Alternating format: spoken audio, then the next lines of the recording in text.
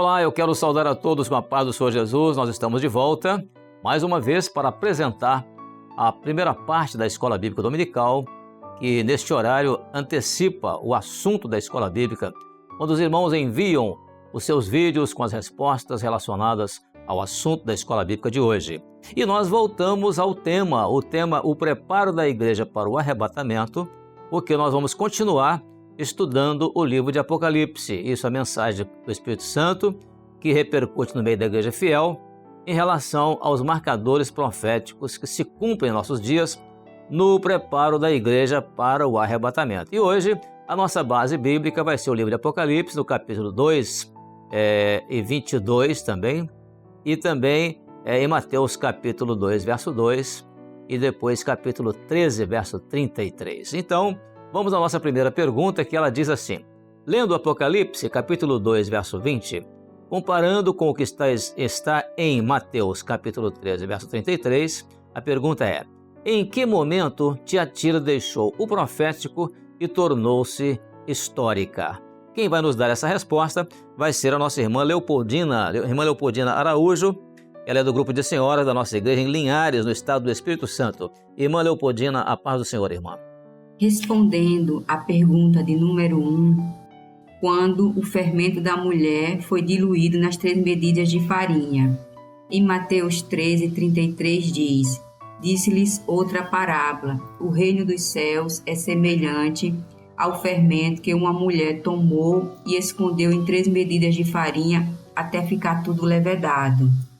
A igreja de Tiatira, ela trocou a doutrina que vem do Pai, o sacrifício do Senhor Jesus e a fé, que é o Espírito Santo, por falsos ensinos.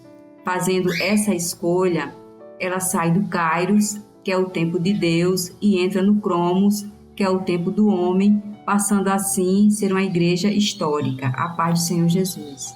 Amém, irmã Leopoldina. Realmente o momento foi exatamente esse, quando a igreja, ali o fermento da mulher, né, que simboliza ali, que representa uma igreja infiel, deixou o profético e tornou-se uma igreja somente histórica, no momento em que foi ali diluído o conteúdo do fermento da mulher nas 3 medidas de farinha. Então Tiatira trocou a doutrina das 3 medidas de farinha, que é o Pai, o Filho e o Espírito Santo, por aquilo que é de falsos ensinos, de idolatria e tantos falsos ensinos. Muito bom, a irmã colocou muito bem também. Ela saiu do Kairos, o tempo de Deus, e ela entrou no Cronos, o tempo do homem. Muito bem colocado a sua resposta. Obrigado, irmã. Glória a Deus. Muito bem, vamos agora, irmãos, para a nossa segunda pergunta, que diz assim: com base na pergunta anterior e ainda comparando com a parábola em Mateus, capítulo 13, verso 33, qual o resultado da mudança de Tiatira para uma igreja histórica? Então vamos falar agora dos resultados. Qual o resultado?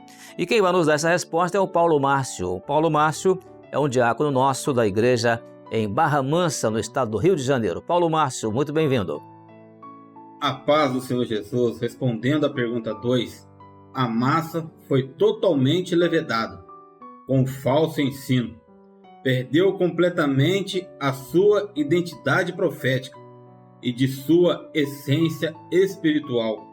O homem que não possui a revelação do Espírito Santo e não tem uma experiência com Jesus revelado, ele tenta adicionar suas próprias ideias, opiniões e alcançar a Deus pela razão, pela salvação pelas obras, em lugar de salvação pela fé, a justificação pelas obras da lei e o reino material em lugar do reino espiritual. Amém. A paz do Senhor. Amém, Paulo Márcio. É isso mesmo, a massa foi totalmente levedada com o falso ensino, em lugar do ensino verdadeiro. Era ensinar e enganar os servos. Então era o engano do falso ensino. E mais ainda, essa colocação muito bem feita, porque a ausência da revelação do Espírito Santo é que faz as pessoas exatamente entrarem para a razão humana, né? Faltou revelação, entra a razão. Muito bem colocado na sua resposta. Ali a justificação pela lei, em lugar de a justificação pela graça por meio da fé. e também o culto material entrou no lugar do culto espiritual. Então foi exatamente esse o resultado da mudança de Tiatira para a condição de uma igreja simplesmente histórica. Obrigado, Paulo Márcio. Então, irmãos, partindo agora para a nossa terceira pergunta, vamos continuar.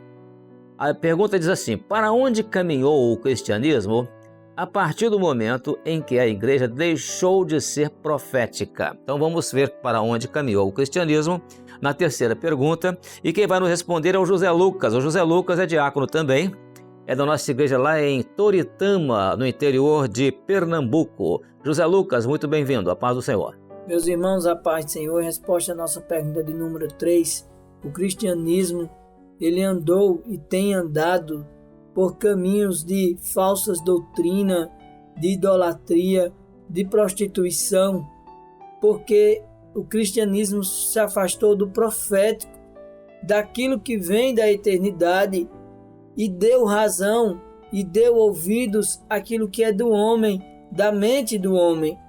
Como está escrito lá em Apocalipse 2:20, que Jezebel, uma mulher que se dizia profetisa e não era, e ela enganava aos servos de Deus a se prostituírem, a comerem do sacrifício de idolatria. Por isso, o cristianismo tem ido de mal a pior, porque ele deixou o profético. Amém? A paz do Senhor. Amém, José Lucas. O cristianismo caminhou exatamente para os caminhos de falsas doutrinas, né? A doutrina da idolatria, a prostituição, se afastou do profético, entrou para aquilo que é meramente histórico. Então, foi para onde caminhou esse cristianismo. Então, o cristianismo deu ouvidos à voz da ação da mulher ali, né? No caso, Jezabel, né? E que, portanto, essa figura ali é a figura daquela rainha do Velho Testamento que pervertia o povo de Deus, né? E dizia ser profetisa, ou seja, dizia ter a verdade, mas a verdade não estava com ela. Muito bem colocado na sua resposta. Obrigado, então, José Lucas, pela sua participação. Amém, irmãos? Vamos então continuar. Agora temos a quarta pergunta. E a quarta pergunta diz assim: considerando o que já estudamos até aqui das 7 cartas, a pergunta é: quando foi que os mistérios existentes em Éfeso e Esmirna deixaram de existir em Tiatira? Vamos ver então essa resposta da pergunta número 4, que vem lá do estado da Paraíba, e quem vai nos responder é o Marco Antoni. O Marco Antoni é da igreja lá na cidade de Ampere, no estado de Paraíba. Muito bem, Marco, seja bem-vindo pela sua primeira vez, me parece que você está participando. A paz do Senhor Jesus. A paz do Senhor Jesus, irmãos. Respondendo à questão número 4 do EBD, foi no momento em que a igreja ela parou de seguir o governo do Espírito Santo, ou seja, a revelação, e começou a seguir o governo do homem, ou seja, a razão, assim tornando-se em religião. Foi exatamente assim, Marco, que a igreja então ela se tornou ali, ela deixou de ter os mistérios, né? Porque ela começou a deixar de seguir o governo e a direção do Espírito Santo. Faltou o governo do Espírito Santo, faltou a revelação do Espírito Santo, então os mistérios da palavra não são revelados, eles continuam mistérios. As pessoas entram na letra e, portanto, não têm resposta para as perguntas delas. E como resultado disso, né, de ter entrado para a razão, ter entrado para a filosofia, o cristianismo se tornou uma mera filosofia cristã. Então, por causa disso, perdeu os mistérios que existiam lá em Éfeso e em Esmirna. Muito bem vividos em Esmirna, né? Os mistérios que foram estabelecidos pela palavra em Éfeso. Obrigado, então, pela sua participação. Glória a Deus. Vamos, então, à nossa quinta pergunta. E a quinta pergunta diz assim: qual a palavra que define o fermento da mulher diluído nas 3 medidas de trigo? Aí vem assim ainda a complemento da pergunta. Isso comparado com a advertência do Senhor Jesus quanto ao fermento dos fariseus. Então, vamos ver essa resposta da pergunta número 5. Vai vir lá da Bahia, e quem vai nos responder é o José Nogueira. José Nogueira, ele é um obreiro nosso lá da igreja de Teixeiras de Freitas. José Nogueira, muito bem-vindo, à paz do Senhor Jesus. Resposta da pergunta número 5. Religião. A mulher, a igreja infiel, representada pela figura de Jezabel, introduzo algo para contaminar as medidas de trigo. A ação do fermento é uma ação de fora para dentro, ou seja, há uma intervenção humana. O fermento vem para introduzir algo que não pertence àquela receita. As 3 medidas de trigo que profeticamente nos fala do Pai, do Filho e o Espírito Santo. Quando olhamos para a carta de Tiatira, vemos a advertência do Senhor Jesus, da mulher Jezabel.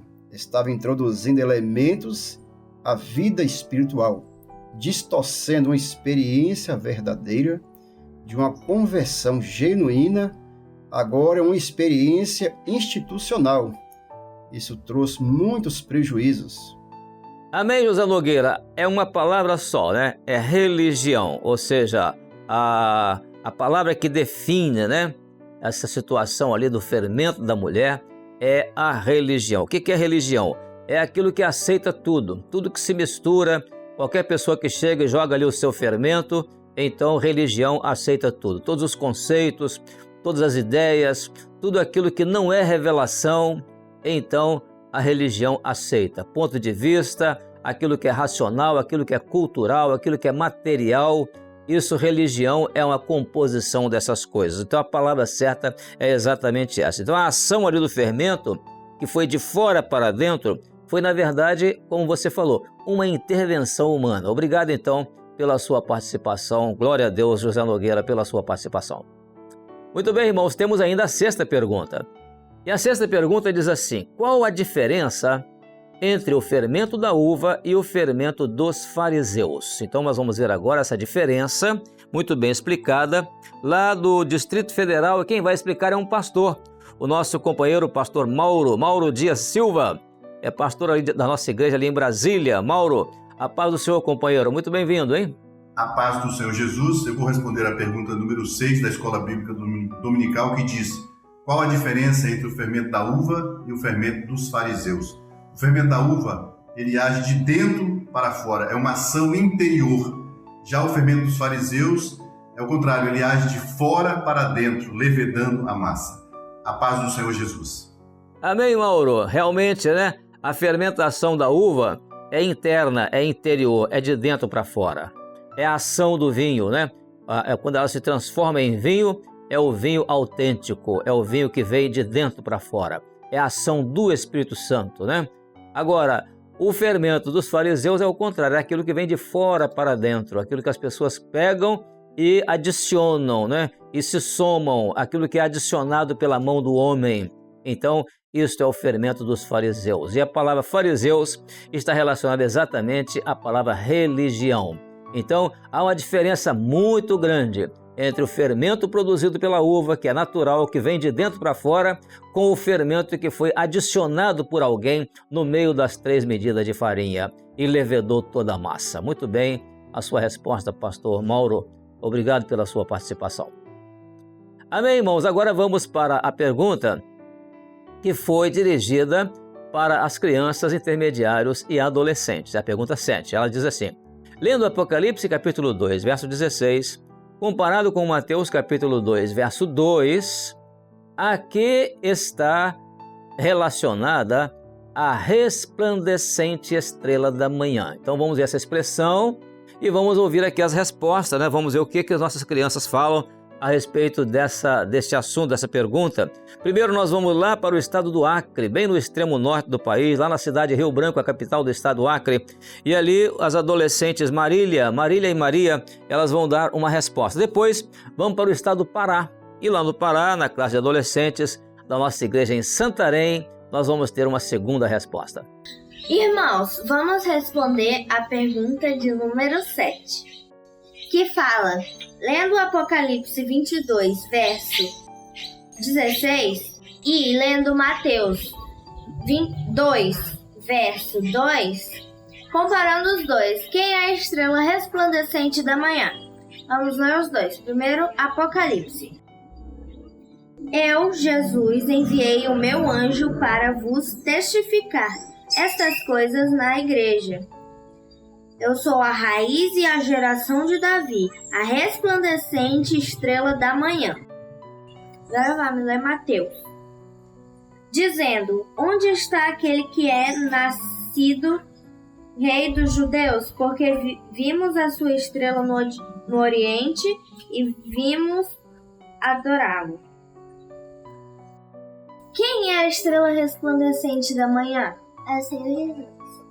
A paz do Senhor Jesus. Lendo o Apocalipse, capítulo 22, verso 16, comparando com Mateus, capítulo 2, verso 2, o que está relacionado à resplandecente estrela da manhã?